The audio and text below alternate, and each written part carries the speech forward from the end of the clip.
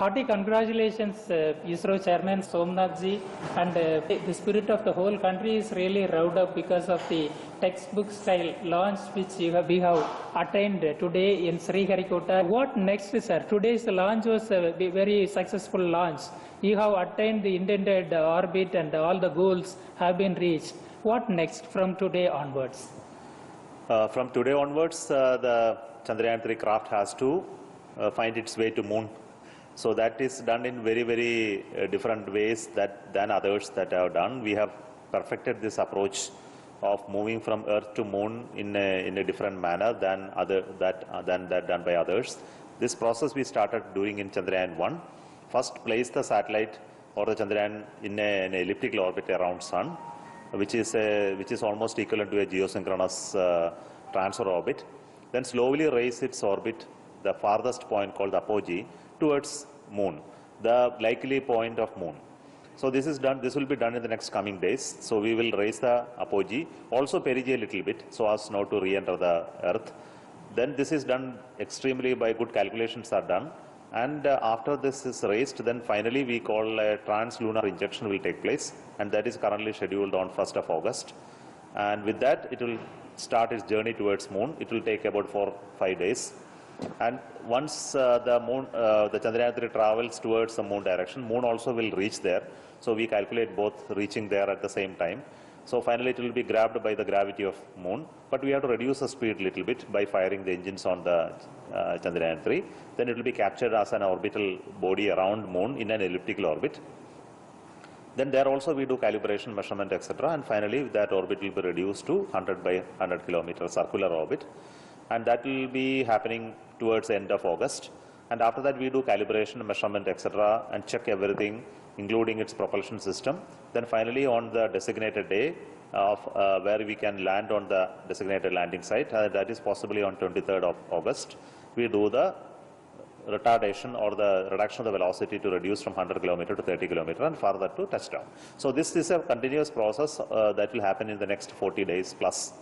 And we are hoping that everything will go well. Surely, all our wishes, the 1.3 billion people's wishes are with you because they are always proud of ISRO's continuous achievements. And the interesting set of experiments you have incorporated in the lander as well as the rover. So please tell us something about those experiments and the payloads. See, we have put certain instruments in Chandrayaan-2 lander and rover, and those same instruments are again rebuilt and put in these two elements of lander and rover. They are the same. So essentially the scientific goals are the same. So once we achieve soft landing, we can exercise those instruments in a very controlled manner in the next 15 days of the lunar daytime. So we have instruments on the lander, which is specifically designed to look at the lower atmosphere characteristic or electrical behavior of the small atmosphere. We also have instrument that will be dropped on the surface of the moon, which will measure the quake characteristic or the internal characteristic like vibration, etc. on the surface of the moon. Then we have a retroreflector, which is placed precisely on the surface of the moon and on the lander to measure the distance, which is a NASA-supplied retroreflector.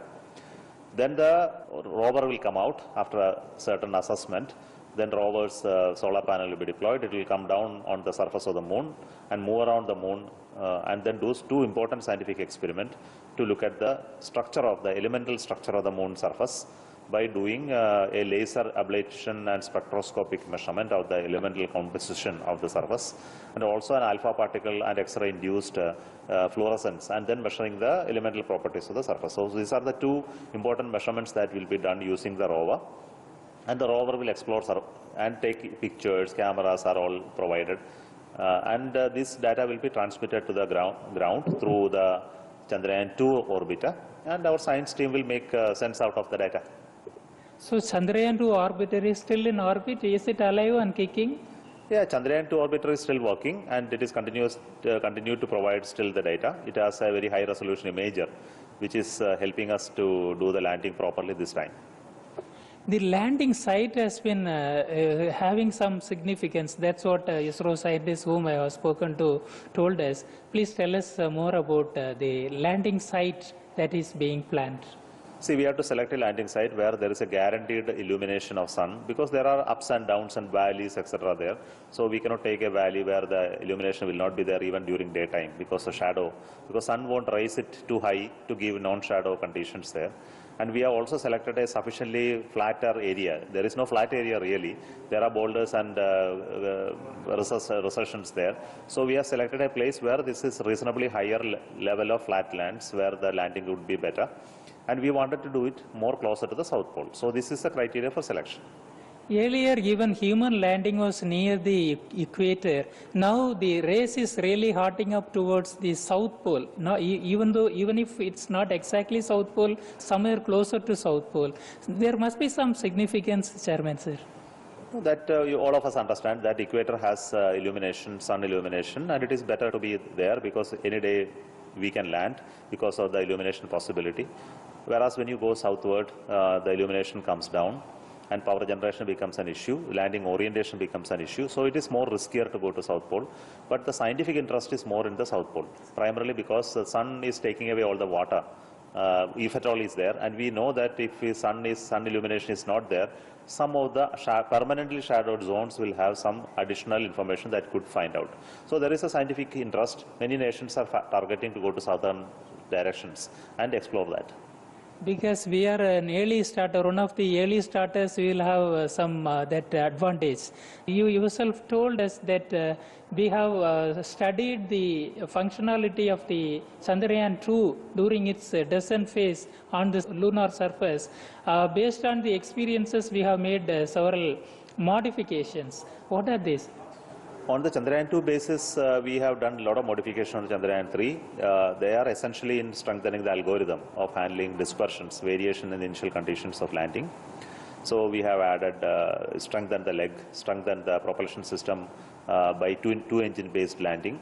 We have added more fuel, we added more battery power, we added more solar cells to create power, we added new sensors to measure velocities, etc. So, and also the algorithms and failure handling capabilities. So this is essentially the set of changes in the lander.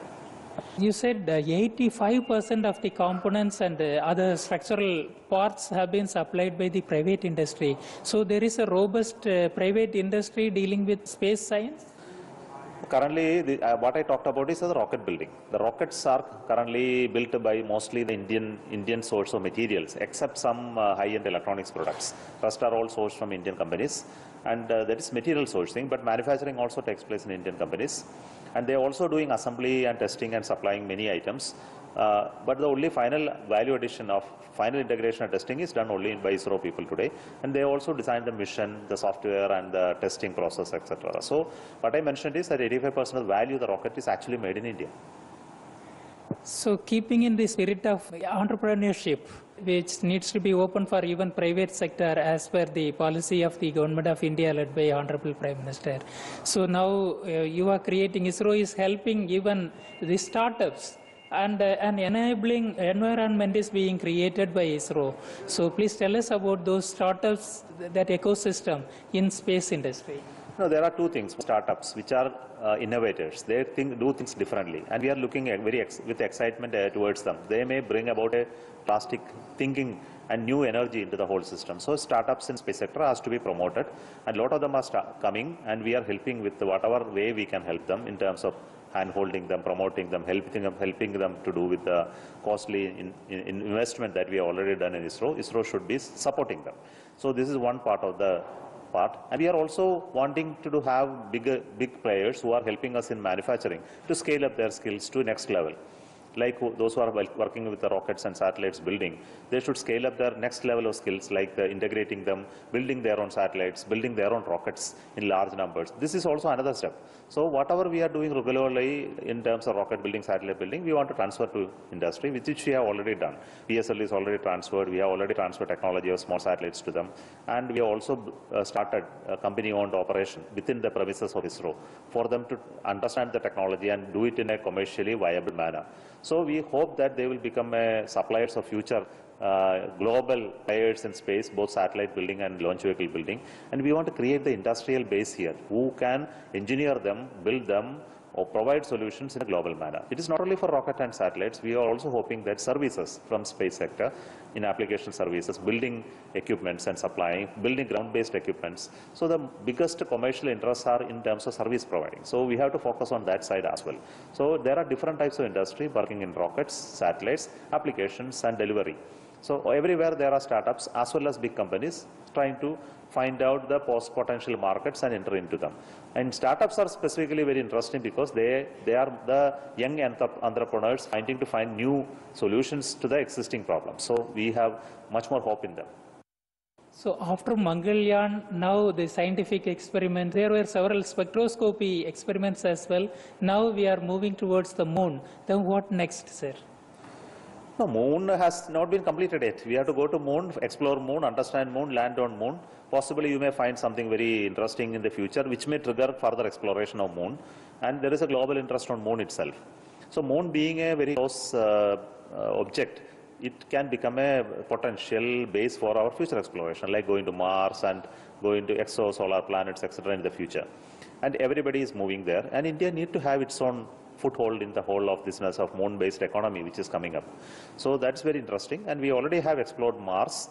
And maybe potentially we may look at Mars. We may also look at Venus, which is a very interesting planet. But its scientific interests are identified. But commercial and continued exploration need to be identified in the future. There a big lineup of missions like Gaganyaan. Will there be any future mission, manned mission in our pipeline? Yeah, manned mission is already announced. That's called Gaganyaan. Gaganyaan is only for placing an Indian in the orbit around Earth and bringing him back safely to demonstrate the technology part. Of course, the scientific content of manned mission is well understood. And going there has so much of benefit of the future innovation and technology development. For example, material processing, electronics, medicine synthesis, human organ making, new algorithms development, space, continued space travel, etc. This capability is needed. And India cannot lag behind that. So what we have thought about this part is that let us have that capability first. The utility of that capability into large-scale exploration will emerge over a period of time when everywhere globally this becomes a point. That's what we are looking at. And now, what about several missions that you are planning to launch infrastructure-based missions like communication satellites and remote sensing satellites? No, those things continue because they are continuing in a different mode today. They are going to be a demand-based manufacturing and supply. And we are also having new companies and industries coming to build these satellites, communication satellites and remote sensing satellites. So we are taking help from them to build it for wherever it is required for nation. But if it is required for commercial exploitation, it will come in the commercial mode. For example, communication has become already in the commercial domain. So we have transferred all our communication satellite to NSIL, the New Space India Limited, which will operate them commercially. If future communication satellites are required, it will not be done in the similar mode. It will be done by NSIL through its own funding. Similarly, Earth observation satellites also will be built for various users like governmental institutions or private users based on their demand. We are ready to build and launch and develop new technology for it. One final question, sir. Actually, PSLV has earned the goodwill of the global space community. Now LVM-3 is also becoming such a reliable, highly popular launch vehicle on its segment. It's already is because without that confidence, nobody would have come for launch. Recently, you would have seen the launch of OneWeb satellites. 72 satellites were launched. It was so critical for OneWeb to launch those 72, and they came to LVM-3. Looking at its high reliability number and the confidence that they have on the rocket, even with a major change in the rocket, they were ready to fly on board. And we did those missions successfully for those two launches. And we have enough of demand for LVM-3 to be launched on commercial scale. One final question about a small satellite launch vehicle that's in the nation stage. Please tell us about the future developments. SSLV is not in the nascent stage. It is already developed. We had a successful launch, and we are already going to have next development flight. And large number of demand is already been projected, and we are getting ready to have them. But the most important thing is we have announced that this satellite launch vehicle will be transferred to industry. and technology transfer announcement has already been issued by InSpace, and we are hoping some industry will take and learn the technology of building this rocket from us and innovate on it and build it in a commercial scale and launch very frequently. On a very hectic day like this, you have been kind enough to give us, allocate your time and share your thoughts with us. Thank you so much, sir. Thank you so much. Thank you.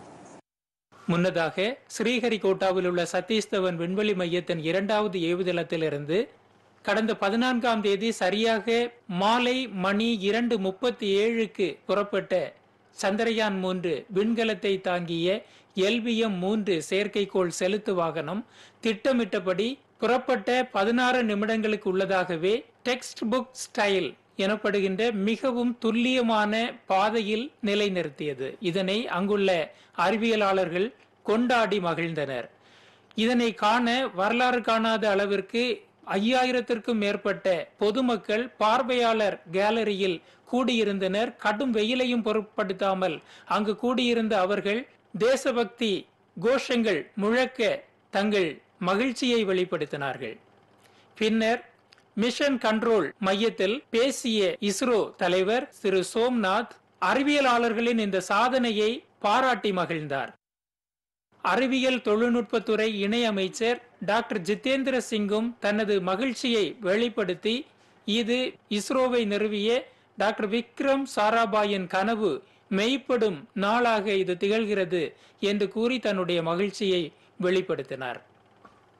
பின்னர் செய்தியாளர்களிடம் பேசிய இருவரும் சந்திரயான் 3 பயணம் குறித்த பல்வேறு தகவல்களை செய்தியாளர்களுடன் பகிர்ந்து கொண்டனர். Powered descent and landing is currently planned on 23rd August at 5:47 Indian Standard Time evening. So that is the current, everything goes normal from today to landing, that is the schedule. Concerns are that we have to slowly raise it to the moon-bound orbit. That will happen in next four burns which are scheduled. Then, as you know, it has to capture the moon. If it doesn't capture, moon mission is not there. So our calculation, I hope it will all be all right and it will be captured on moon. Then it will be an elliptical orbit. Then it has to be a 100-kilometer circular orbit. That's another 3-4 maneuvers. Then on the designated day, it has to reduce from 100 kilometer to 30 kilometer and then land on the moon. It's a moment of glory for all of us. It's a moment of glory for India. And I think a moment of destiny for all of us, that we are part of the history in making. And I must thank Team ISRO for making India proud. And also thank Prime Minister Narendra Modi for making this possible. 10, 9, 8, 7, 6, 5, 4, 3, 2, 1, 0. The CBPO stands for Capacity Building and Public Outreach.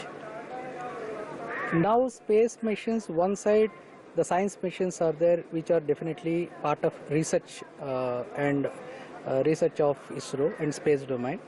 But other parties, we have to utilize the space applications, space technology to different applications. Who are the ultimate users? This is the public, general public. Be it mobile for communication purpose, be it general user for navigation purpose, like whatever you are moving in a vehicle to reach out to a place, that shows the way, that is navigation, and earth observation. So many applications are there which you talk about urban development, rural development, water resource management, forestry, agriculture, weather forecasting, pollution, water pollution, air pollution. So these are all areas where we can do a lot of improvements using the space technology. But the question is, who are the users? Whether the users have got sufficient knowledge on these applications, how to use the space technology. This is where the outreach comes into picture. The second thing is the students who are the future scientists or future of India or the country. They should know what the technologies leverage them to improve their social life. So this outreach basically envisages creating an awareness of all these space technology applications, not only to make them aware how the technologies will be used for